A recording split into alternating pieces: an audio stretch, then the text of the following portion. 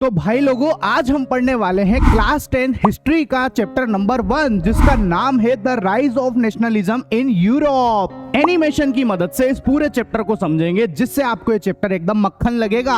1848 की बात है। एक फ्रेंच आर्टिस्ट जिनका नाम है फ्रेडरिक सोरियो, उन्होंने अपनी इमेजिनेशन से 4 पिक्चर बनाई। जब हम इस पिक्चर को थोड़ा जूम करके देखें तो हमको पता चलता है कि एक तो इस पिक्चर का जो नाम है वो है द पैक्ट बिटवीन नेशन।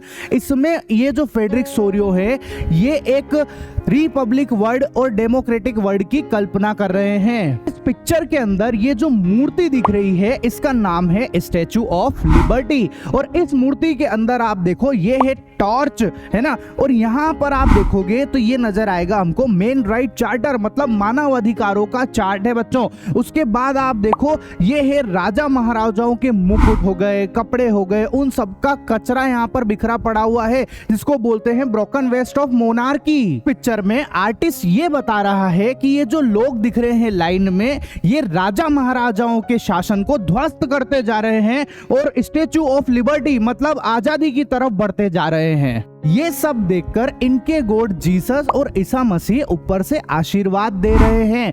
तो इस चैप्टर के अंदर कई सारे टॉपिक को हमको पढ़ना है, जिसकी कल्पना सोरियो ने अपने पेंटिंग में की है। में हम ये भी पढ़ेंगे कि किस तरीके से यूरोप के अंदर नेशनलिज्म आया, है ना। उसके लिए लोगों ने क्या क्या चेंजेस देखे, ठीक है, यहाँ तक कि उन्होंने क्या क्या स्ट्रगल करा नेशनलिज्म के लिए। और वहां पर एक रूल चलता था, डायनेस्टी रूल, उसका खात्मा कैसे हुआ और किस तरीके से लोगों ने जो है नेशन स्टेट को एग्जिस्टेंस में लाए। वो ये सारी बातें हमको इस चैप्टर में पढ़नी है। तो चलिए शुरू करते हैं। अब समझते हैं हम लोग the French revolution and the idea of nation.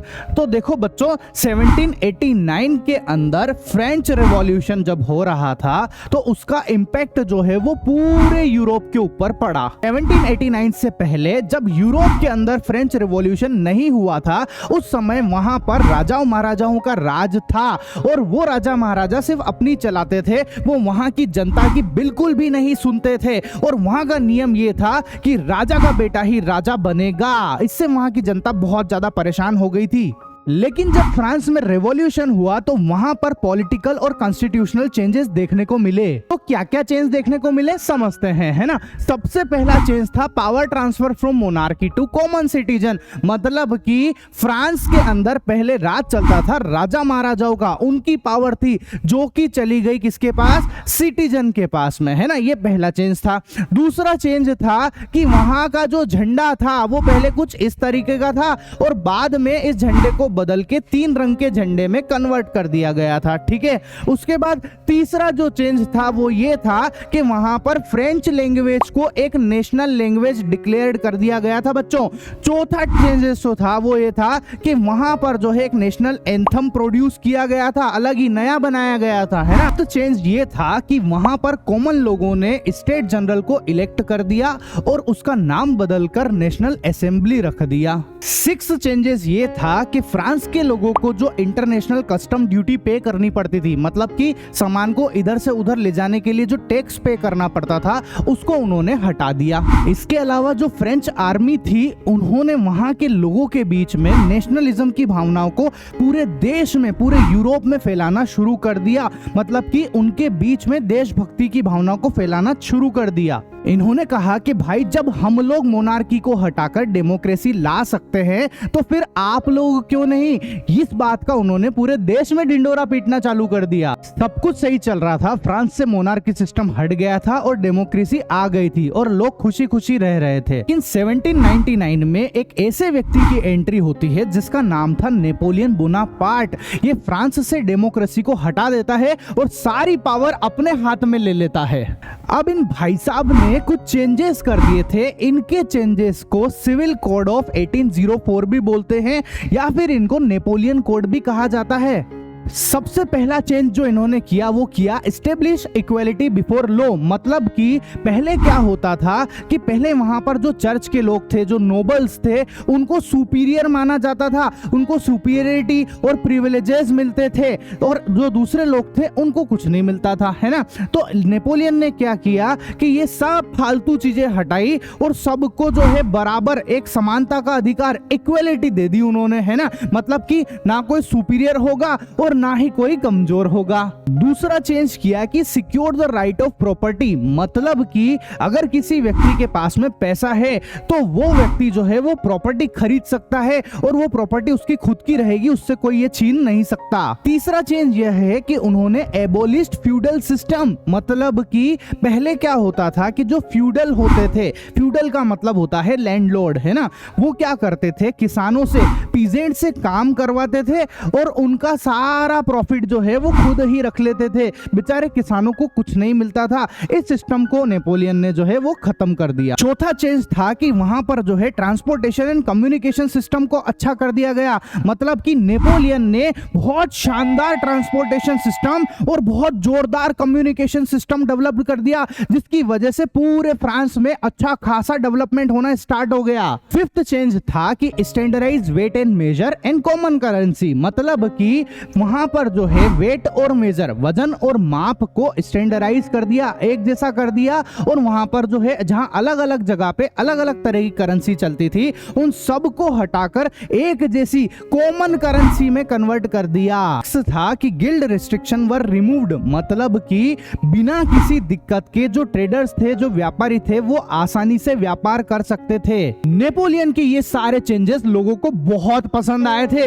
लोग जो है नेपोलियन को मसीहा समझने लग गए थे।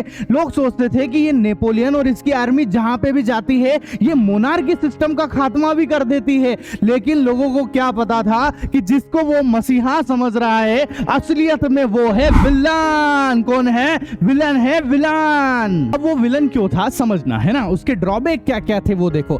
सबसे पहला ड्रॉबैक ये था कि लैक ऑफ पॉलिटिकल फ्रीडम। मतलब उसने लोगों की पॉलिटिकल फ्रीडम को छीन लिया था, है ना। दूसरा जो सबसे बड़ा ड्रॉबैक था वो था इंक्रीज टैक्सेशन। उसने भाई साहब टैक्स बहुत ज्यादा बढ़ा दिया था, है ना। तीसरा जो था वो था सेंसरशिप। सेंसरशिप में क्या था कि भाई साहब उसके खिलाफ वो लोगों को बोलने ही नहीं दे रहा था, ना बोलने दे रहा था, ना न्यूज़पेपर में छापने दे रहा था, कुछ नहीं करने दे रहा था, है ना। और चौथा जो था वो लोगों को जबरदस्ती आर्मी में भर्ती कर रहा था कि आओ भैया जबरदस्ती तुम आर्मी ज्वाइन करो, माथा फोड़ कर देता उनके साथ वो, है ना। ये सब चीजों से परेशान होकर भैया लोगों ने उसको जो है विलन घोषित कर दिया था। अब नेपोलियन तो विलन था, लेकिन मैं जानता हूं बच्चों आप लोग हमारे लिए हीरो हो। हम टीचर के लिए हीरो बच्चे ही होते हैं। अगर आपको मेरी मेहनत पसंद आ रही हो तो मेरे चैनल को भाई साहब इतना ज्यादा शेयर करो, इतना फैलाओ कि हर एक आपके दोस्तों को, सबको इस चीज का फायदा मिले, इस तरीके की पढ़ाई का फायदा मिले बच्चों, है ना। मैथ्स, साइंस, मैंने तीनों ही, मैथ्स, साइंस, सोशल, तीनों के तीनों मैंने एनिमेशन और ग्राफिक्स से पढ़ाए हैं बच्चों। तो मेरे चैनल को सब्सक्राइब भी कर देना और शेयर भी कर देना, ठीक है। चलो आगे बढ़ते हैं। अब समझते हैं the making of nationalism in Europe, है ना। तो देखो 18th सेंचुरी के अंदर यूरोप के अंदर एक भी नेशनल स्टेट नहीं था। नेशनल स्टेट का मतलब होता है एक ऐसा स्टेट जहां के सारे लोग, है ना, सभी लोग जो है वो एक ही तरीके की कॉमन लैंग्वेज बोले, है ना, एक ही तरीके का वहां का कल्चर हो, कॉमन कल्चर हो और वहां की जो है कॉमन आइडेंटिटी हो। वो ऐसे स्टेट को हम लोग बोलते हैं नेशन स्टेट। जैसे मैं बताऊं अभी के टाइम पे हमारा इंडिया, जो अभी के जो देश है वो, है ना, ये नेशन स्टेट है ना। यहाँ जर्मनी जो है वो नेशन स्टेट है, फ्रांस जो है वो नेशन स्टेट है। अभी तो नेशन स्टेट है, लेकिन पहले ऐसा नहीं होता था। यूरोप में मिड 18th सेंचुरी में कोई नेशन स्टेट नहीं होता था, बल्कि बड़े बड़े साम्राज्य होते थे जहां पर राजा महाराजा राज करते थे। फॉर एग्जांपल अगर हम बात करें हुब्सबर्ग एम्पायर की, है ना, तो इस एम्पायर के अंदर बहुत सारे अलग अलग तरीके के लोग रहते थे, है ना, जिनका भैया हर चीज अलग अलग होती थी। जैसे उनका आइडिया भी अलग अलग है ना, उनका कल्चर अलग अलग होता था, उनका ट्रेडिशन अलग अलग होता था, उनका लैंग्वेज अलग होता था। मतलब कि हर चीज डिफरेंट होती थी, ठीक ठीक है। अब आप सोचो, जिनकी हर चीज ही अलग अलग है, तो क्या उनके मन में कभी ऐसा आइडिया आएगा कि हमारे को जो है नेशन स्टेट बनाना चाहिए, हमको हमारे कल्चर एक जैसा होना चाहिए, हमारी लैंग्वेज एक जैसी होनी चाहिए? क्या कभी इस तरीके का कोई आइडिया आएगा क्या? आप बोलोगे नहीं आएगा, है ना। लेकिन इनके मन में इस तरीके का आइडिया आता है। अब वो कैसे आता है, चलो समझते हैं। The aristocracy and the new middle class, है ना। तो देखो, पहले क्या होता था, यूरोप के अंदर दो तरीके के लोग हुआ करते थे। एक कहलाते थे एरिस्टोक्रेट्स और एक कहलाते थे पीजेंट, है ना। पीजेंट मतलब किसान, ठीक है। जो एरिस्टोक्रेट्स थे वो खूब वेल्दी मतलब खूब पैसे वाले हुआ करते थे, उनके पास बहुत सारी जमीनें हुआ करती थी और ये जो है सोशली एंड पॉलिटिकली पावरफुल हुआ करते थे। और इनकी जो है शादियां भी इनकी फैमिली में, मतलब ये आपस में ही शादियां करते थे, है ना। और यहाँ तक कि जो है ये फ्रेंच लैंग्वेज बोला करते थे। फ्रेंच लैंग्वेज से इनको ऐसा लगता था ये अमीरों की लैंग्वेज है ना। और ये जो है united by a common way of life, मतलब कि इनकी सभी की जो लाइफ स्टाइल थी वो बिल्कुल एक जैसी हुआ करती थी, है ना। अब जो दूसरी तरफ आते थे पीजेंट, पीजेंट जो है वो पुअर हुआ करते थे बच्चों, है ना। ये डिडंट हैव मच लैंड, इनके पास बहुत ज्यादा जमीन भी नहीं हुआ करती थी। और यहाँ तक कि यहाँ बहुत सारे किसान जो है उनके पास तो जमीन होती ही नहीं थी, है ना। तो ये क्या करते थे, ये इन्हीं के पास, मतलब किनके पास में, इन एरिस्टोक्रेट की जमीन पर काम किया करते थे और इस तरीके से अपना गुजारा किया करते थे, है ना। और दे वर इन मेजोरिटीज, ये मेजोरिटी में ज्यादा हुआ करते थे, मतलब इनकी पॉपुलेशन ज्यादा थी और इनकी पॉपुलेशन जो है वो कम हुआ करती थी, ठीक है। लेकिन यहां पर जो है भले इनकी पॉपुलेशन तो ज्यादा हो पर ये पावरफुल नहीं होते थे। क्यों नहीं होते थे? इनके पास पैसे नहीं होते थे, इसलिए ये पावरफुल इतने नहीं थे। लेकिन ये ज्यादा पावरफुल थे, क्यों? क्योंकि इनके पास पैसा था। अब क्या होता है कि एक इंडस्ट्रियल रिवॉल्यूशन आता है जिसकी वजह से एक नई वर्किंग क्लास उभर के आती है जिसको बोलते हैं मिडिल क्लास, है ना। अब ये जो मिडिल क्लास वाले हैं, दे वर नाइदर वेरी पुअर और नॉर वेरी रिच, ना तो बहुत ज्यादा अमीर होते थे और ना ही बहुत ज्यादा गरीब होते थे, है ना। दे वर एजुकेटेड, मतलब ये बहुत पढ़े लिखे लोग होते थे, है ना। और यह एग्जांपल के लिए मैं बताऊं, जैसे कोई बिजनेसमैन हो गया, है ना, ये इंडस्ट्रियलिस्ट होते थे, ठीक है। और ये जो है कोई प्रोफेशनल हुआ करते थे। अब ये जो मिडिल क्लास लोग थे, इनके दिमाग में एक आइडिया आया। अब वो आइडिया क्या आया कि एक आइडिया तो आया नेशन यूनिटी, नेशनल स्टेट का, मतलब कि भैया जिनके, है ना, सेम कल्चर हो, सेम ट्रेडिशन हो, सेम लैंग्वेज हो, वो सब एक साथ रहे, मतलब एक नेशन बनाकर रहे, है ना, जिसको नेशनलिज्म बोलते हैं, है ना। और दूसरा आइडिया आया लिबरल नेशनलिज्म, लिबरलिज्म का आइडिया आया। अब ये लिबरलिज्म क्या कहता है, चलो इसको समझते हैं। लिबरल नेशनलिज्म क्या कहता था कि भैया एंड ऑफ एरिस्टोक्रेसी रूल होना चाहिए, मतलब कि जो एरिस्टोक्रेसी का जो नियम था वो हट जाना चाहिए, खत्म हो जाना चाहिए, है ना। दूसरा नियम कहता था कि जो गवर्नमेंट बने वो आम जनता के हिसाब से बने, आम पब्लिक की सरकार बननी चाहिए, है ना। तीसरा नियम ये कहता था कि फ्रीडम ऑफ इंडिविजुअल, मतलब कि हर एक को अपना अपना स्वतंत्रता का अधिकार होना चाहिए, है ना, आजादी का अधिकार होना चाहिए। चौथा नियम कहता था इक्वेलिटी बिफोर लॉ, है ना, मतलब कानून की नजर में सब बराबर होने चाहिए, है ना। पांचवा नियम यह कहता था एंड ऑफ क्लेरिकल प्रिविलेजेस, मतलब कि जो चर्च के लोग हुआ करते थे उनको पहले से जन्म से ही कुछ न कुछ प्रिविलेजेस मिला करते थे, उनको उनने खत्म करने की बात करी थी, है ना। उसके बाद में a constitution and represented form of government होना चाहिए, मतलब कि कॉन्स्टिट्यूशन होना चाहिए जिसके हिसाब से ही गवर्नमेंट काम करे और एक रिप्रेजेंटेटिव होना चाहिए जिसको लोग फॉलो करें। तो इन्हीं सब चीजों के लिए मिडिल क्लास लोग स्ट्रगल कर रहे थे। अब ये जो मिडिल क्लास लोग थे इनके साथ एक प्रॉब्लम थी, है ना, क्या कि ये जो है ये वुमेन को तो बिल्कुल भी सपोर्ट नहीं कर रहे थे, है ना। अब ये मेन को सपोर्ट करते पर उन्हीं मेन को सपोर्ट कर रहे थे जिनके पास कुछ ना कुछ प्रॉपर्टी हो, मतलब जो इनके पास बिल्कुल भी प्रॉपर्टी नहीं हो, जो गरीब हो, उनको तो ये बिल्कुल ही सपोर्ट नहीं कर रहे थे। अब आप बताओ ऐसी सिचुएशन में बेचारे ये दोनों क्या करेंगे? ये दोनों आपस में मिलकर प्रोटेस्ट करना स्टार्ट कर दिया। इन्होंने यूरोप की अलग अलग जगह पर जाकर आंदोलन करना चालू कर दिया था। इन सब के अलावा यूरोप में एक और बहुत बड़ी प्रॉब्लम चल रही थी, है ना। वो प्रॉब्लम ये थी कि जो ट्रेडर हुआ करते थे ना, जब वो हैम्बर्ग से न्यूरेनबर्ग बिजनेस करने के लिए जाया करते थे, व्यापार करने के लिए जाया करते थे, तो उनको बीच में जो है 11 बैरियर मिलते थे टोटल, और हर एक बैरियर पर उनको 5% का टैक्स देना पड़ता था। अब आप सोचो हर एक जगह पर अगर 5% का टैक्स देना पड़ेगा तो बेचारा यार वो क्या कमाएगा, खाएगा और क्या खाएगा, सोचो उसकी तो बैंड बज जाएगी अच्छे से, है ना। और दूसरी बड़ी सबसे बड़ी प्रॉब्लम ये थी कि जो हर एक स्टेट थे, इसके बीच में जितने भी स्टेट आते थे, उन सब की करेंसी अलग अलग थी, सारी अलग अलग करेंसी चलती थी। तो बेचारे वो करेंसी को कन्वर्ट कराने में और इन सब चीजों में बहुत परेशान हुआ करते थे। तो 1834 में एक कस्टम यूनियन फॉर्म हुआ जिसका नाम था ज़ोलवरिन, जिसको चालू किया था प्रूशिया ने, है ना। और बाद में इससे और दूसरे सारे जर्मन स्टेट भी आके जुड़ गए थे, ठीक है। तो इन्होंने क्या किया कि ये जितने भी बैरियर थे इनको इन्होंने हटा दिया था, कर दिया ना जोरदार काम, है ना। अच्छा, और दूसरी चीज इन्होंने सबसे बढ़िया ये करी कि ये जो इतनी सारी करेंसी चल रही थी ना, इन सबको हटा के सिर्फ और सिर्फ दो तरह की करेंसी रखी इन्होंने। कितने तरह की? दो तरह की करेंसी रखी, है ना। इससे क्या फायदा हुआ? इससे जो बेचारे ट्रेडर थे वो बहुत आसानी से और इजीली व्यापार कर पा रहे थे, है ना। उसके बावजूद भी इन्होंने एक और जोरदार काम किया कि इन्होंने जो है ट्रेडिंग करने के लिए, ट्रांसपोर्टेशन के लिए ट्रेन सिस्टम चला दिया, मतलब कि बहुत सारी ट्रेनें वगैरह चला दी, जिससे व्यापार और अच्छा हो गया। न्यू कंजर्वेटिज्म आफ्टर 1815, ठीक है। तो अब देखो, मैंने आपको एक स्टोरी सुनाई थी नेपोलियन की, है ना।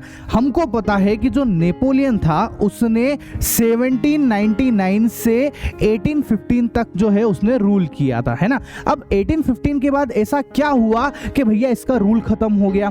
तो हुआ क्या कि इस नेपोलियन की भैया हो गई फाइटिंग। क्या हो गई? फाइटिंग। और वो भी किससे? ब्रिटेन, प्रूशिया, रशिया और ऑस्ट्रेलिया से। इन लोगों से इसकी हो गई fighting. A new conservatism after 1815। तो मैंने आपको देखो नेपोलियन की कहानी सुनाई थी, है ना। अब नेपोलियन ने जो है 1799 से लेकर 1815 तक राज करा, है ना। अब 1815 में ऐसा क्या हुआ कि इसकी बैंड बज गई। तो भाई साहब हुआ क्या कि जो नेपोलियन है इसकी हुई एक भयंकर फाइट, है ना। अब फाइट भी किससे हुई? चार कंट्री, चार देशों से हुई है ना। कौन कौन से? ब्रिटेन, प्रूशिया, रशिया और ऑस्ट्रेलिया। इन चार देशों के साथ में नेपोलियन की फाइट हुई। इस फाइट को बोलते हैं बच्चों बैटल ऑफ वाटरलू, है ना।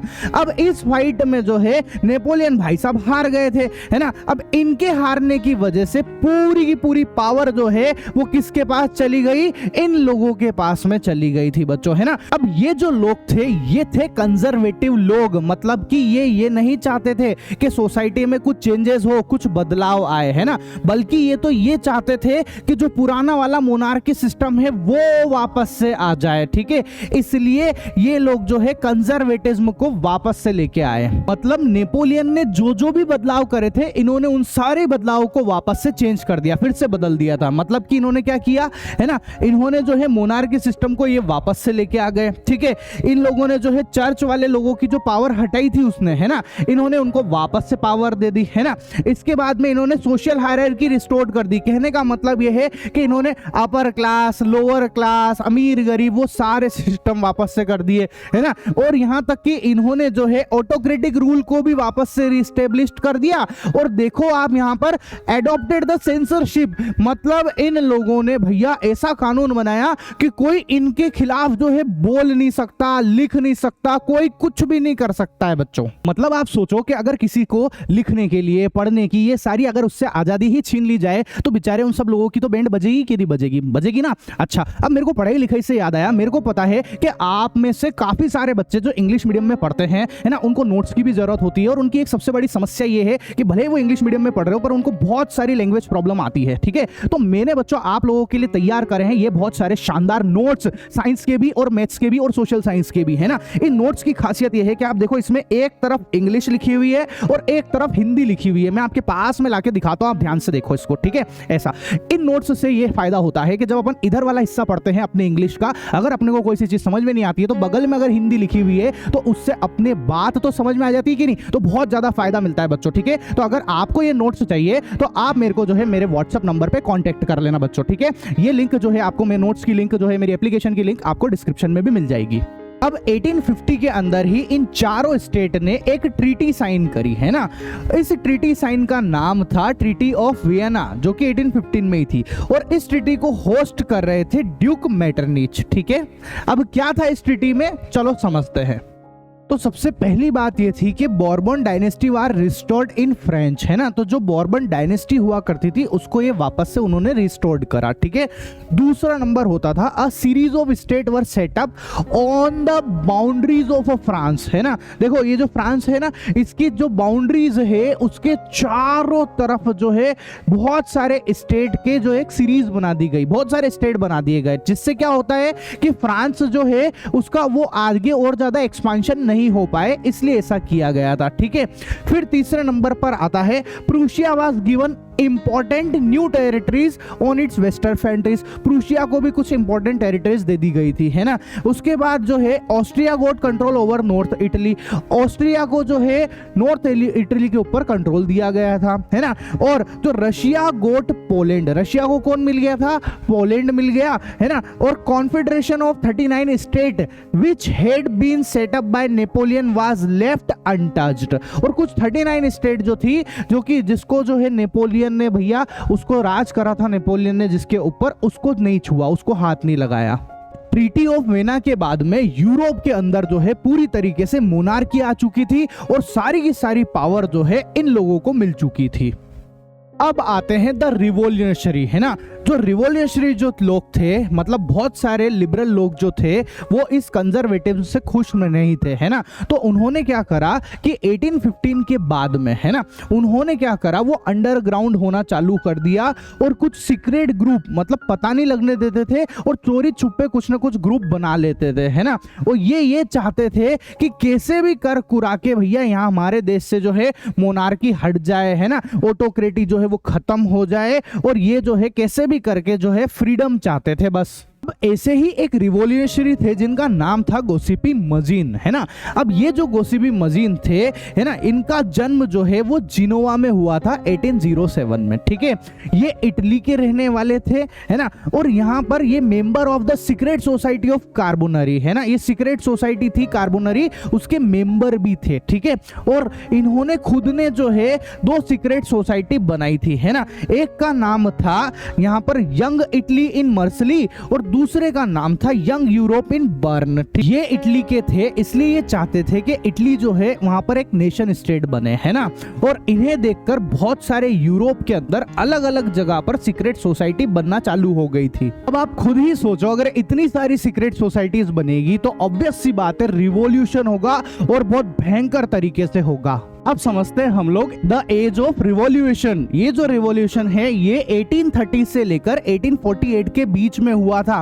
तो क्या हुआ था कि यूरोप के अंदर जो है इस दौर में बहुत सारे रिवॉल्यूशन हो रहे थे, तो इस दौर को बोलते हैं एज ऑफ रिवॉल्यूशन। बहुत सारे रिवॉल्यूशन में से 2 रिवॉल्यूशन सबसे ज्यादा इंपॉर्टेंट थे, एक था जुलाई रिवॉल्यूशन और एक था ग्रीक रिवॉल्यूशन। तो हम सबसे पहले समझते हैं जुलाई रिवॉल्यूशन को। जुलाई रिवॉल्यूशन जो है वो 2 जगह पे हुआ था, एक तो हो रहा था फ्रेंच में और एक हुआ था बेल्जियम के अंदर।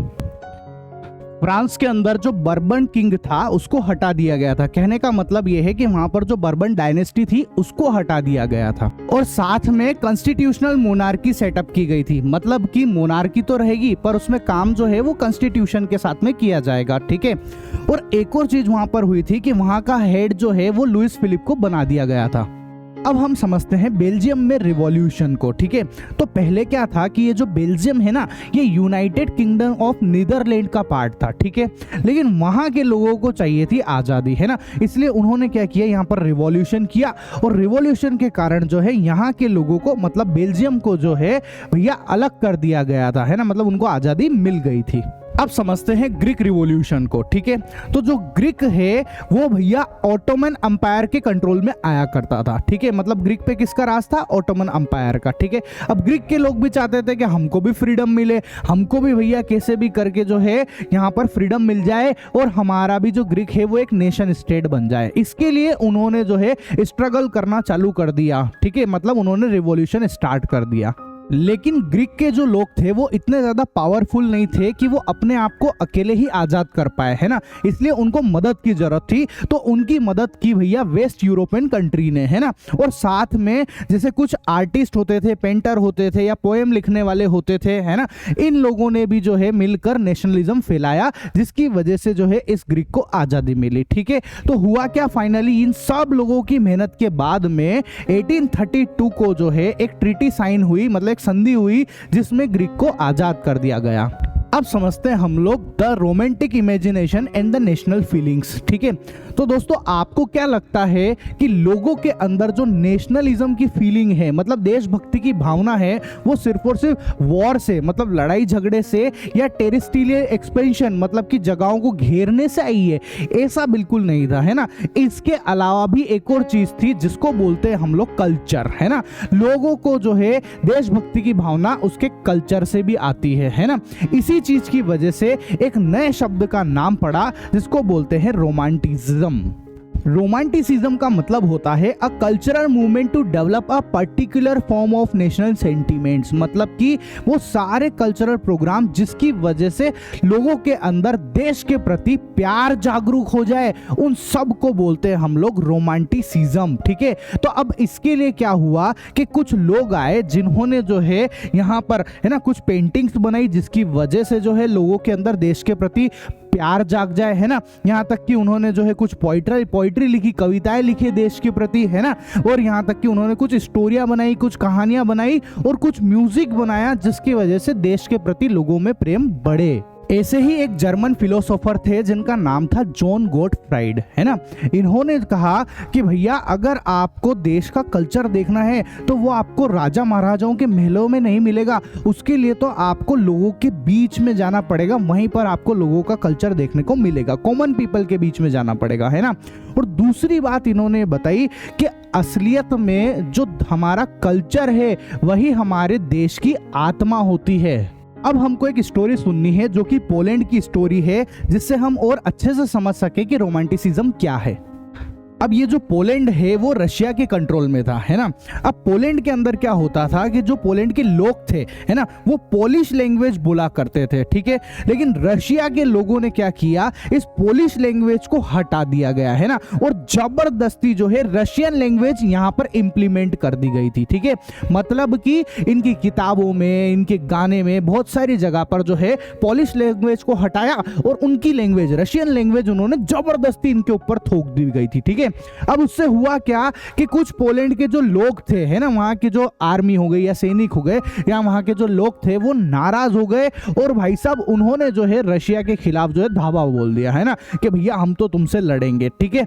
लेकिन क्या बात थी कि जो रशियन थे ना वो ज्यादा पावरफुल थे। सबको पता है रशिया जो है वो शुरू से बहुत ज्यादा पावरफुल कंट्री है ना। तो उन्होंने भैया इन पोलैंड वाले लोगों की कुछ चलने नहीं दी, इनको कूट काट के भगा दिया वहां से, है ना। और जो है इनकी लैंग्वेज इन्होंने इनके ऊपर थोपे ही रखी बच्चों, ठीक है। अब हुआ क्या, लेकिन ये फिर भी नहीं मान रहे थे, है ना। तो रशिया ने और क्या किया कि रशिया ने जो है वहां के जो प्रिस्ट थे, पोलैंड के जो प्रिस्ट थे, उनको जेल में डाल दिया, है ना, कि भैया तुम ऐसे नहीं मानोगे तो हम ऐसे सारे काम करने लग जाएंगे। तो उन्होंने प्रिस्ट को जेल में डाल दिया और वहां की जो लोकल लोग थे, वहां की जो आबादी थी, उसमें से बहुत सारे लोगों को उन्होंने जबरदस्ती साइबेरिया भेज दिया। साइबेरिया भेजा काहे के लिए, मरने के लिए। बहुत ज्यादा ठंड होती थी तो वहां पर मरने के लिए छोड़ दिया वहां पर। इस पूरी स्टोरी से ये बात समझ में आई है कि किसी भी देश की जो भाषा होती है वो बहुत इंपॉर्टेंट होती है और उसी भाषा की वजह से वहां के रहने वाले लोगों में नेशनलिज्म की भावना जगती रहती है बच्चों, खत्म नहीं होता है देशभक्ति, है ना। बात समझ में आई। तो हमारी देशभक्ति जो है हमारी भाषा के ऊपर बहुत ज्यादा डिपेंड करती है। समझते हैं हम लोग hunger, hardship and popular revolt, ठीक है। तो हुआ क्या कि 1830 के अंदर जो है यूरोप के अंदर जो है इकोनॉमिक हार्डशिप आ गई, मतलब कि लोगों के पास पैसे की बहुत ज्यादा कमी हो गई थी, है ना, पैसा नहीं था लोगों के पास में। तो ऐसी कंडीशन में क्या हो रहा था वहां पर कि एक तो पैसा पहले ही नहीं था और पॉपुलेशन अलग बढ़ रही थी, है ना। अब पॉपुलेशन भी अगर बढ़ेगी तो उससे हुआ क्या कि वहां पर जो है अनएम्प्लॉयमेंट बढ़ने लग गया, मतलब लोगों के पास काम ही नहीं था करने के लिए, बेरोजगारी आने लग गई थी, ठीक है। तो अब खाने पीने के लिए तो चीजें चाहिएगी ना, लेकिन पैसा तो चाहिएगा। तो वहां के जो गांव के लोग थे वो शहर की तरफ पलायन करने लग गए, गए, गांव के लोग जो है शहर की तरफ जाने लग गए, है ना। अब उससे हुआ क्या कि जो शहर थे ना, अब वहां पर बहुत ज्यादा लोग आ गए, तो वहां पर जो है स्लम्स क्रिएट होने लग गए। स्लम्स मतलब झुग्गी झोपड़ियां, है ना, झोपड़ी टाइप बहुत सारे स्लम्स क्रिएट हो गए वहां पर, ठीक है। और वहां के व्यापारियों और लोगों ने क्या किया कि इंग्लैंड से सामान इंपोर्ट करना चालू कर दिया। ऐसा क्यों? क्योंकि इंग्लैंड के अंदर मशीनों से सामान बनता था जो सस्ता पड़ता था, है ना। तो उससे हुआ क्या कि जब बाहर से सामान मंगाने लग गए ना, तो वहां के जो लोकल और छोटे व्यापारी थे उन सबसे कोई सामान खरीद ही नहीं रहा था, तो उन सबको भयंकर नुकसान होने लग गया, है ना। अब हुआ क्या, ये सारी चीजें तो हो ही रही थी, है ना, और एक और बड़ी प्रॉब्लम होने लग गई। क्या कि वहां की जो खेती है उसमें भी दिक्कतें आने लग गई। उसकी वजह से क्या हुआ कि खाने पीने की जो चीजें है ना उसके भी दाम बढ़ने लग गए, है ना। मतलब लोगों को खाने पीने की चीजें भी बहुत आसानी से नहीं मिल पा रही थी, दिक्कतें होने लग गई थी सब चीजों में, ठीक है। लेकिन जो अमीर लोग थे उनके इन सब बातों से कोई फर्क नहीं पड़ रहा था। क्यों नहीं पड़ रहा था? भाई उनके पास पैसा है तो उनको कोई लोड ही नहीं था इन सब चीजों का, है ना। इन सब चीजों का लोड सबसे ज्यादा किसके ऊपर पड़ा? जो लोग एक तो गरीब थे, है ना, और उसमें भी जो लोग अपने गांव को छोड़ के शहर गए। क्यों? अब गांव को छोड़ के शहर जाओगे तो उस शहर का किराया भी देना पड़ेगा, है ना, वहां पे खाने पीने का खर्चा भी अलग होता है, वहां के लोग, सारी चीजें अलग हो जाती है। तो इन सब चीजों में सबसे ज्यादा बैंड बजी इन लोगों की। ये सब चीजें हो रही थी। तो 1848 में क्या हुआ कि फ्रांस के जो लोग हैं उन्होंने परेशान होकर भैया धावा बोल दिया, है ना, प्रोटेस्ट करना चालू कर दिया कि हमारी मांगे पूरी करो, हमारी मांगे पूरी करो, हमको खाने पीने की चीजें दिलाओ, ठीक है। अब ये सब देख के वहां के राजा घबरा गए भाई साहब, है ना। उन्होंने सोचा अब तो लोग मारेंगे पीटेंगे अलग, तो राजा जो है वहां से भाग गए, ठीक है। अब सोचो एक ऐसी कंट्री जहां पर राजा ही नहीं हो, है ना, मतलब एक ऐसी कंट्री जिस जगह पर राजा ही नहीं हो, तो वहां पर राज करने के लिए कोई ना कोई तो चाहिएगा कि नहीं चाहिएगा? चाहिएगा ना। तो फिर उस कंट्री में क्या हुआ, वहां पर भैया बना नेशनल असेंबली फॉर्म की गई। कौन डिक्लेयर की गई? एक नेशनल असेंबली डिक्लेयर की गई। मतलब कि अब जाके फाइनली जो है फ्रांस जो है वो एक नेशन स्टेट बन चुका था। आई बात समझ में? नेशनल असेंबली के आने के बाद फ्रांस में कुछ चेंजेस हुए। अब वो चेंजेस क्या थे समझते हैं, ठीक है। तो सबसे पहला चेंज ये था कि voting rights to all males about 21 was granted. मतलब कि 21 साल से ऊपर के जो मेल थे, है ना, आदमी थे, उन लोगों को वोटिंग करने का अधिकार दे दिया गया था। किसको दिया गया था? 21 साल से ज्यादा के लोगों को, है ना, आदमियों को। लेकिन अभी भी जो है औरतों को वोट करने का अधिकार नहीं मिला था, ठीक है। दूसरा सबसे बड़ा चेंज वहां पर यह हुआ, the right to work was guaranteed. मतलब सबको काम मिले, ऐसी व्यवस्था बनाई जाए कि सब लोगों के पास कोई ना कोई काम जरूर हो। तो ये दो चेंज सबसे पहले और सबसे इंपॉर्टेंट हुए थे। अब 1845 में सिलीसिया में एक रिवोल्ट हुआ था, जिसलिए इसका नाम पड़ गया सिलीसिया रिवोल्ट, ठीक है। अब इसमें हुआ क्या था कि कुछ वीवर्स थे, है ना, वीवर्स मतलब जो सिलाई बुनाई का काम करते हैं वो, है ना। अब उनका रिवोल्ट हुआ, उनका पंगा हो गया भाई साहब किससे? एक कॉन्ट्रैक्टर के साथ में हो गया। अब उसमें हुआ क्या कि इस कॉन्ट्रैक्टर ने इनसे काम तो करा लिया, है ना, लेकिन बदले में जो है इनको पैसे वगैरह नहीं दिए, कुछ ना कुछ लफड़ा कर दिया, है ना, ऐसा। तो अब ये नाराज हो गए और ये इसको मार पीटने पे आ गए, ठीक है। इस चीज को बोला सिलीसिया रिवोल्ट। अब ठीक है, अब मान लो कि ये लोग जो है ये इसको मारने पीटने जब गए ना, तो ये डर के मारे वहां से भागा और भागकर जो है एक गांव के पीछे, मतलब एक गांव में जाके छुप गया ये, ठीक है, ऐसा। अब गांव में जब जाके छुपा ना, तो गांव वालों ने भी भैया इसको बचाने से मना कर दिया कि नहीं भैया हम नहीं बचा पाएंगे, तुमने ऐसा गंदा काम किया, इनके पैसे लौटाओ, है कि नहीं, बचाने की कहां जरूरत है, इनके पैसे लौटाओ और बात खत्म करो, ठीक है। तो गांव वालों ने इसको बचाने से मना कर दिया, है ना। अब हुआ क्या, अब इसने सोचा कि यार गांव वाले तो मदद नहीं कर रहे, तो ये भाई साहब भाग के गए आर्मी के पास। किसके पास गए? आर्मी के पास गए और आर्मी से मदद मांगने लग गए ये, है ना, अच्छा। लेकिन ये वीवर जो है ये तो इसका पीछा कर ही रहे थे तब भी। अब आर्मी ने क्या किया कि भैया बिना कुछ जाने सोचे समझे कि क्या हुआ था, क्या सारी घटना हुई थी, और इन्होंने जो है इनके ऊपर भाई साहब गोलियां चला दी और इन 11 व्यूअर्स को, कितने 11 व्यूअर्स को इन्होंने मार दिया था, ठीक है। तो ये जो व्यूअर्स का रिवोल्ट था ये तो अनसक्सेसफुल हो गया, बात ही खत्म हो गई, है ना, बिना बात के मर गए बेचारे के, ठीक है। लेकिन हुआ ये, मेन बात ये है कि भले ये मर गए हो या कुछ भी हुआ हो, मेन इंपॉर्टेंट की बात ये है कि एक दौर ऐसा आ रहा था जब खूब सारे रिवोल्ट हो रहे थे, खूब सारी प्रॉब्लम हो रही थी। अब जब सभी लोग रिवॉल्यूशन कर रहे थे तो फिर मिडिल क्लास लोग वहाँ कहाँ मानने वाले थे, है ना। तो उन्होंने भी भाई साहब एक रिवॉल्यूशन कर दिया, है ना। अब उन्होंने रिवॉल्यूशन किस चीज के लिए किया कि भैया ये लोग चाहते थे, है ना, कि भैया यहाँ हमारे यहाँ पर जो है एक तो नेशन स्टेट बन जाए, ठीक है, और दूसरी बात ये चाहते थे कि पार्लियामेंट्री प्रिंसिपल हो जाए। पार्लियामेंट्री प्रिंसिपल का मतलब होता है कि भैया ये चाहते थे कि हमारे यहाँ पर जो है कॉन्स्टिट्यूशन हो, प्रॉपर संविधान हो, है ना। दूसरा ये चाहते थे कि फ्रीडम ऑफ प्रेस हो, मतलब बोलने की, है ना, लिखने की, इन सब चीज की आज़ादी हो, ठीक है। और ये चाहते थे कि फ्रीडम ऑफ एसोसिएशन हो। फ्रीडम ऑफ एसोसिएशन का मतलब ये होता है कि हम चाहे जब पार्टी बना सकते हैं, अलग अलग पार्टी बना सकते हैं, पॉलिटिक्स में, नेतागिरी में, इन सब में घुस सके, है ना। इस चीज के लिए जो है इन्होंने भी रिवॉल्यूशन चालू कर दिया था। अब बात करते हैं हम लोग जर्मन रीजन की, है ना। तो देखो जर्मन रीजन के जो मिडिल क्लास लोग थे उन्होंने क्या किया, उन्होंने एक नेशनल असेंबली बनाई जिसका नाम उन्होंने दिया ऑल जर्मन नेशनल असेंबली, ठीक है। इस असेंबली के अंदर टोटल 831 मेंबर होते थे। कितने? 831 मेंबर होते थे, है ना। इन मेंबरों ने क्या किया कि 18 मई, है ना, 18 मई 1848 को, ठीक है, फ्रैंकफर्ट नाम की एक जगह थी जहां पर एक चर्च था जिसका नाम था सेंट पॉल, है ना।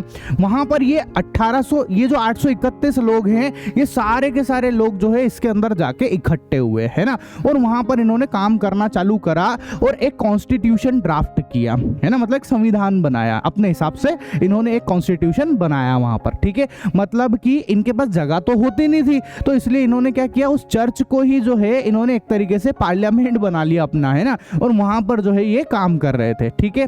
तो अब इन्होंने कॉन्स्टिट्यूशन बनाया, लेकिन इन लोगों के साथ में एक प्रॉब्लम ये थी मिडिल क्लास के साथ में कि इन लोगों ने जो है वहां के जो गरीब लोग थे, है ना, या जो आर्टिस्ट लोग थे, उन लोगों को सपोर्ट नहीं किया, है ना। तो अब भैया ये गरीब लोग और आर्टिस्ट लोग जो है ये बुरा मान गए और इन्होंने भी इनका सपोर्ट करने से मना कर दिया। मतलब ये हट गए भैया इस पूरे गेम से, इस पूरे रिवॉल्यूशन से ही हट गए ये, ठीक है। अच्छा, तब बचे कौन? अब ये 831 मेंबर रह गए, है ना। अब इन्होंने क्या किया, इन 831 लोगों ने ही इन्होंने अपना कॉन्स्टिट्यूशन लेकर ये गए भाई साहब राजा के पास। किसके पास गए? राजा के पास में गए। अब राजा जो है उनका नाम है फेडरिक विलियम IV, है ना। ये राजा थे किंग ऑफ पर्शिया, प्रूशिया के राजा है। ये कहाँ के राजा है? प्रूशिया के राजा है। अब आप सोचोगे सर ये जर्मन लोग जो है वो प्रूशिया के पास क्यों गए, प्रूशिया के राजा के पास क्यों गए? जर्मनी के राजा के पास में जाना चाहिए था ना इनको। तो देखो होता क्या था, पुराने टाइम में जर्मनी जैसी कोई जगह थी नहीं। पुराने टाइम पे जो है प्रूशिया था। क्या था? प्रूशिया था। बाद में नाम पड़ा जर्मनी वगैरह, बहुत सारी चीजें हुई, तब जाके जर्मनी आया है, ठीक है, ऐसा। तो वो किसके पास गए? प्रूशिया के पास। अब आप बताओ यार, कोई भी लोग, है ना, ऐसे मुंह उठा के जाएंगे राजा के पास कि ये हमारा संविधान है, हमारा कॉन्स्टिट्यूशन है, तुमको मानना पड़ेगा, तो भैया राजा मानेगा क्या? नहीं मानेगा ना। राजा ने जो है अपनी आर्मी भेजी, है ना, और इनकी जम के कुटाई कराई, है ना। इनको बोला चलो बेटा निकल लो यहाँ से, तुम्हारी चलने वाली नहीं है। ऑब्वियस सी बात है, राजा अपनी पावर थोड़ा ना कम करेगा, ठीक है। तो इनकी कुटाई कराई और भैया ये वाला जो इनका रिवॉल्यूशन था उसको फेल कर दिया उन्होंने। बात समझ में आई? लेकिन जो मोनार्क थे उनको ये बात समझ में आ गई थी कि हम ज्यादा समय तक जो है इन लिबरल लोगों को रोक नहीं सकते, मतलब इन मिडिल क्लास लोगों को हम ज्यादा टाइम तक रोक नहीं पाएंगे, है ना। तो इसलिए इन्होंने क्या किया कि भैया इन्होंने सोचा कि अब इन लोगों को जो है थोड़ा थोड़ा सा जो है कंसेशन देना चालू करो, है ना। इतनी ज्यादा भी जाति करना ठीक नहीं है ना, वरना एक ना एक दिन तो पंगा हो ही जाएगा भयंकर वाला, ठीक है। तो अब इन्होंने क्या क्या कंसेशन दिए, तो सबसे पहले इन्होंने क्या किया कि serfdom and bonded labor were abolished both in Habsburg dominions and in Russia। मतलब कि रशिया के अंदर, है ना, और हैब्सबर्ग के अंदर जो है पहले जो बंधुआ मजदूरी होती थी, जो बंधुआ मजदूर होते थे, या जो वहाँ के जो दास प्रथा होती है ना कि भैया पैसे दे दिया और फिर उसको दास बना के रख लिया, उन दोनों ही चीजों को समाप्त कर दिया उन्होंने। मतलब उन लोगों को फ्री कर दिया इस चीजों से, ठीक है। क्या भैया अब हमारे यहाँ पे कोई बंधुआ मजदूरी नहीं होगी, मजदूर नहीं होएगा और कोई दास नहीं होगा हमारे यहाँ पे, ठीक है। और दूसरा उन्होंने क्या किया कि जो हंगेरियंस थे, है ना। हंगेरियंस वर ग्रांटेड एटोनॉमी इन 1867, मतलब कि हंगेरियन को उन्होंने आज़ादी कर दिया कि भैया तुम अब अपना राज तुम खुद करो, अपना शासन तुम खुद चलाओ। समझते हैं हम लोग the making of Germany and Italy, है ना। मतलब इस टॉपिक में हम ये पढ़ेंगे कि जर्मनी और इटली ये दोनों का यूनिफिकेशन किस तरीके से हुआ और ये किस तरीके से यूनिफाइड नेशन बनते हैं, ठीक है। तो देखो हमको इतनी कहानी तो पता ही है वैसे भी कि जर्मन लोगों ने, जो कुछ लोग थे 831 लोग, है ना, उन्होंने अपना खुद का कॉन्स्टिट्यूशन बनाया था और वो जो है वो राजा के पास में गए थे, ठीक है। और राजा ने जो है भाई साहब उनको भैया वो कॉन्स्टिट्यूशन जो है उनको ग्रांट करने की बजाय जो है उन्होंने क्या किया था बताओ, आर्मी को भेज दिया था अपनी, है ना। और भैया उनकी कुटाई करवा दी थी और कुटाई कराने के बाद में जो है उनका मूवमेंट जो है वो फेल हो गया था। यहाँ तक की स्टोरी हम सबको पता है। पर आपको क्या लगता है कि भैया जब इनकी कुटाई होगी उसके बाद ये क्या रुक गए होंगे क्या? नहीं, इन्होंने अभी भी मूवमेंट को जारी रखा। अब इन्होंने क्या किया चलो उसको समझते हैं। अब इन लोगों ने क्या किया कि ये जो प्रूशिया मतलब जो जर्मनी है अभी उसके लैंडलॉर्ड्स के पास में गए, है ना। लैंडलॉर्ड्स को वहां पर जंकर्स ऑफ प्रूशिया भी कहा जाता है, ठीक है, मतलब अच्छे खासी जमीन जायदाद वाले लोग, ठीक है। अब जब ये इनके पास गए और इनसे जाके इन्होंने बोला कि भैया हमको हेल्प चाहिए, है ना। किस चीज के लिए हेल्प चाहिए? कि हमको जो है जर्मनी का यूनिफिकेशन करना है, ठीक है। तो इन लोगों ने इनकी बात मानी और पूरी जिम्मेदारी ली कि हाँ भाई साहब हम जो है हम भी तैयार हैं जर्मनी के यूनिफिकेशन के लिए और इसके लिए पूरी जिम्मेदारी भी लेते हैं, आपकी पूरी मदद करेंगे, ठीक है। अब ये थे पैसे वाले लोग, है ना। तो इन्होंने क्या किया कि वहां के जो चीफ मिनिस्टर थे, ठीक है, जिनका नाम था ऑटोमन बिस्मार्क, उनके साथ मिले, वो भी मतलब यही चाहते थे, है ना। और वहां की जो आर्मी थी उनके साथ भी मिले, मतलब इन तीनों की मदद से जो है इन तीनों ने, है ना, कौन कौन, एक तो लैंडलॉर्ड्स हो गए, चीफ मिनिस्टर हो गए और वहां की आर्मी, इन तीनों ने मिलकर लड़ाई लड़ी। अब लड़ाई किसके खिलाफ लड़ी? लड़ाई लड़ी फ्रेंच के खिलाफ, ऑस्ट्रिया के खिलाफ और डेनमार्क के खिलाफ, है ना। इन तीनों के खिलाफ इन्होंने लड़ाई लड़ी और लगभग 7 साल तक, 7 इयर्स, 7 सालों तक इन्होंने लड़ाई लड़ी और फाइनली ये जो है ये लड़ाई को जीत गए, है ना। और जैसे ही इनकी लड़ाई पूरी हुई और ये जीते, इन्होंने भाई साहब जो है जर्मनी को जो है यूनिफाइड नेशन घोषित कर दिया, ठीक है। तो मतलब अब आपका जर्मनी जो है एक नेशनल स्टेट बन चुका था, ठीक है। अब जब जर्मनी नेशनल स्टेट बना तो वहां पर एक राजा चुना गया, है ना। और उस राजा का नाम था कीजर विलियम वन। और कब चुना गया? 18 जनवरी 1871 को चुना गया था, ठीक है। अब इस राजा की खासियत ये थी कि ये जो राजा है ना, ये फोकस करता था किस बात पे? करेंसी को मॉडर्नाइज करने में, है ना, या बैंकिंग सिस्टम को मॉडर्नाइज करने में, या जुडिशरी सिस्टम को बेहतर बनाने में। मॉडर्नाइज मतलब बेहतर बनाने में ये काम करता था। इसका फोकस इन 3 चीजों पर मेन था, जो कि एक अच्छी बात थी, ठीक है। अब हम लोग समझते हैं इटली के यूनिफिकेशन को, ठीक है। तो देखो 18 सेंचुरी के अंदर जो पूरा इटली था वो 7 स्टेट में डिवाइड हुआ करता था, ठीक है। अब वहां के ये जो 2 स्टेट है इधर वाले, है ना, इनका नाम है बच्चों सेरेडिया पिडमोंट, है ना। वहां का एक राजा हुआ करता था जिसका नाम है विक्टर इमानुएल सेकेंड, है ना। और ये राजा ही एकमात्र ऐसा राजा था जो प्योर इटालियन था और ये इटली लैंग्वेज भी बोलता था, इटालियन भी बोला करता था, ठीक है। अच्छा, अब भाई साहब होता क्या था कि उस समय ये जो इटली है इसका जो ये नॉर्थ वाला पार्ट है, ये वाला पार्ट, इस पर राज हुआ करता था ऑस्ट्रिया हैब्सबर्ग का, है ना। और ये जो सेंट्रल वाला हिस्सा है इस पर राज होता था पॉप का, और जो वेस्ट वाला हिस्सा है उसके ऊपर राज हुआ करता था बर्बन किंग ऑफ स्पेन, मतलब कि स्पेन का राज हुआ करता था। अब भाई साहब इनके मन में आया कि भैया मेरे को जो है पूरे ही इटली को कॉन्कर करना है, पूरे ही इटली के ऊपर राज जमाना है अपना, है ना। तो इन्होंने सोचा कि यार अब मैं ऐसा क्या करूं, है ना। तो इन्होंने क्या किया कि भैया एक इनका चीफ मिनिस्टर हुआ करता था जिसका नाम था काउंट केवर। उसको इन्होंने बोला कि भैया देख तू तेरी जो भी तिगड़म लगाना चाहता है लगा, जैसा भी जो भी करना चाहता है कर, लेकिन मेरे को भैया पूरे इटली का राजा बनवा दे तू बस कैसे भी करके, है ना।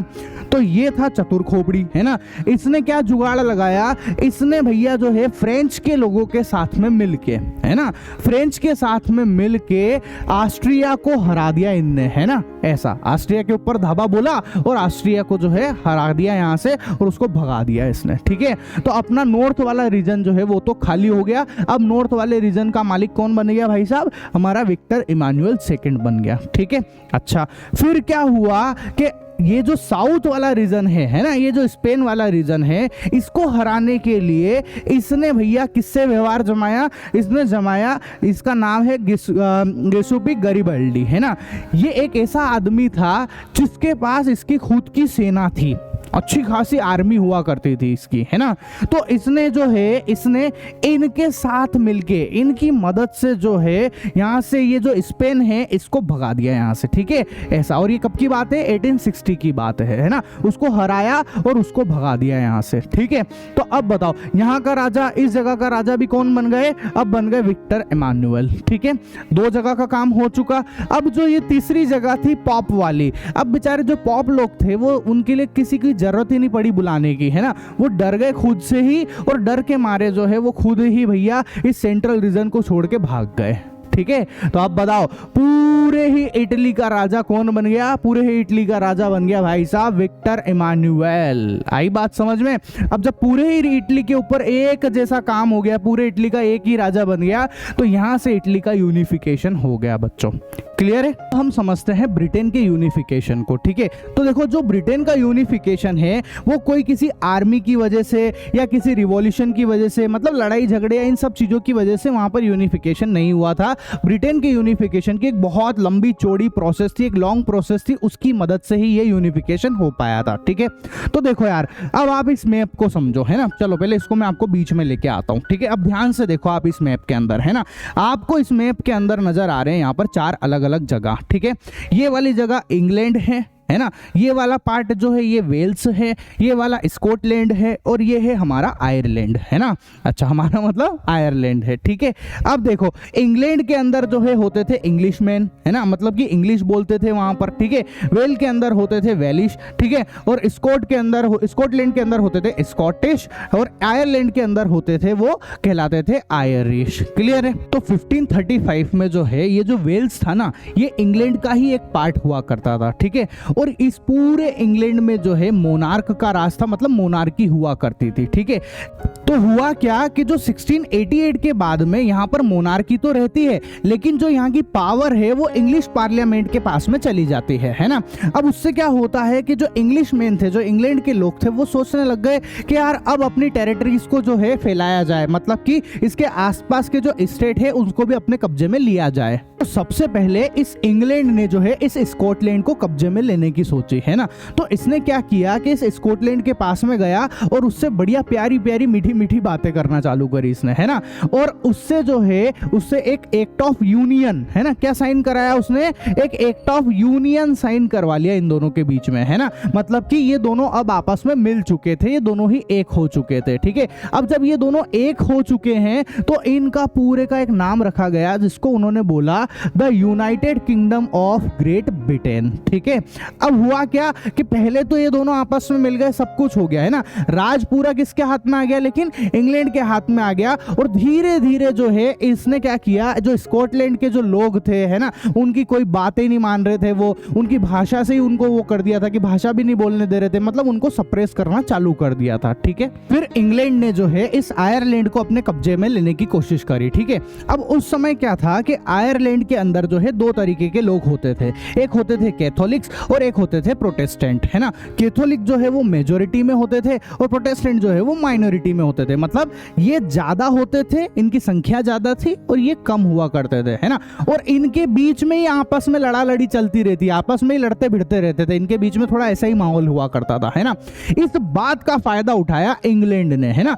इंग्लैंड ने क्या करा कि भैया जो प्रोटेस्टेंट थे, जो माइनॉरिटी थी, उनके साथ मिल गया है ना, उनको भेला फुसला लिया और उनके साथ मिल के इसने क्या करा, इन कैथोलिक के ऊपर हमला कर दिया, है ना, मतलब इसको हराना चालू कर दिया, ठीक है, ऐसा। पर कैथोलिक कौन सा मानने वाला था? इसने भी लड़ाई वड़ाई करी और कुल मिला के बात ये हुई कि आखिरी में जो है वो लड़ाई जो है वो इंग्लैंड जीत गया, है ना। और पूरे आयरलैंड पे जो है किसका राज हो गया? इंग्लैंड का राज हो गया बच्चों, ठीक है। तो ऐसा कब हुआ? 1801 में, है ना। तो अब आप देखो, इंग्लैंड का कब्जा स्कॉटलैंड पे भी हो चुका था, आयरलैंड पे भी हो चुका था, है ना, और वेल्स पे तो वेल्स तो पहले से ही था। तो पूरा का पूरा जो है पूरा का पूरा हिस्सा जो है इंग्लैंड जीत चुका था, है ना। और फिर बना यहाँ पर ब्रिटिश नेशन। तो इंग्लैंड ने क्या बना दिया, फिर पूरे को कब्जे में करके ब्रिटिश नेशन बना दिया। अब ये जो नेशन बना ब्रिटिश नेशन, है ना, इसका खुद का ही अपना झंडा हुआ करता है ना। इसने अपना खुद का ही जो एक नेशनल एंथम बनाया, है ना। इसने जो है अपनी खुद की एक लैंग्वेज जिसको हम इंग्लिश लैंग्वेज बोलते हैं वो बनाई। और इन सब चीजों को ये प्रमोट भी करने लग गया कि अब तुमको यही सब मानना है ना। इन सब लोगों को फोर्सफुली बोलने लग गया कि अब आपको यही सब मानना है और इन्हीं के हिसाब से चीजें चलानी है आपको, ठीक है। अब हम समझते हैं विजुअलाइजिंग द नेशन को, ठीक है। चलो मैं इसको आप एक छोटा सा एग्जांपल से बताता हूँ। ये है हमारा भारत। क्या है ये? भारत है ना। हम बोलते हैं कि भारत हमारी माता है ना। तो यहाँ पर जो है भारत को एक विजुअल दिया गया है ना, एक चित्र दिया गया है, एक विजुअल दिया गया है, माँ का दर्जा दिया गया है ना, माता का दर्जा दिया गया है। ऐसा क्यों किया गया है? इससे हमारी देशभक्ति की भावना जागृत होती है और हम सभी देशवासियों को लगता है कि हम सब एक हैं, है ना। इसी तरीके से या जब है ना 18-19 सेंचुरी में यूरोप के जो आर्टिस्ट थे उन्होंने अपने अपने नेशन के लिए कोई ना कोई विजुअल दिए, है ना। जैसे उनने कौन से विजुअल दिए थे? एक लड़की का, एक औरत का विजुअल दिया जिसको वो एलोगोरीज कहा करते थे, ठीक है। ऐसा तो मैं आपको बताऊं, जो फ्रेंच है ना, फ्रांस है, वहां की एलोगोरीज होती थी मैरियाना, है ना। ऐसा ही जो जर्मनी है वहां की एलोगोरीज होती थी जर्मेनिया। और इनका मकसद क्या था? सिर्फ देशभक्ति की भावनाओं को जगाना। तो अगर आप लोगों को मेरा वीडियो पसंद आया है तो मेरे चैनल को सब्सक्राइब कर लेना। मैं आपके लिए इसी तरीके के मैथ्स, साइंस और सोशल साइंस तीनों के एनिमेशन और ग्राफिक्स के साथ वीडियो यूट्यूब पे लाता रहूँगा। और हाँ, अगर आप लोगों को भी कलरफुल नोट्स चाहिए बच्चों, तो आप लोग जो है मेरे इस नंबर पर कॉन्टैक्ट कर सकते हैं, है ना। मैं आपको ये नोट्स आपके घर पर कोरियर करवा दूंगा बच्चों, ठीक है। मिलते हैं हमारे नेक्स्ट वीडियो लेक्चर के अंदर। तब तक के लिए टाटा बाय बाय।